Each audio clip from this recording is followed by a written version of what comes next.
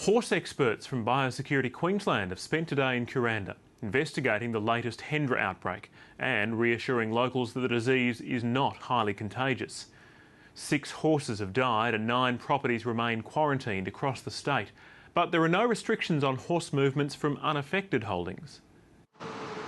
34 of the 36 horses at the Kuranda Trail Riding Centre have been tested since a horse died last Monday.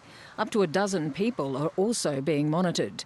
But Biosecurity Queensland is keen to quell the idea hendra virus may spread across the north. It doesn't spread from community to community. It is carried in flying foxes, but there's no evidence at all of it going from flying fox to humans. The people of Gayndah in the South Burnett are pleading with the Department of Environment to help them move a huge colony of bats that's arrived in town since last September. It started with just a handful of scouts. Now there are an estimated 150,000. Locals say it's affecting tourism and the fruit industry, the mainstays of the region's economy. A lot of the backpackers that come to town don't want to stay. The smell, the noise, they just can't put up with it, so they leave. So therefore the fruit doesn't get off the trees. The whole economy gets affected. The department says it will help the council and it'll adapt to the growing bat problem by allowing councils to have permissions in place so they can move colonies before they establish in large numbers.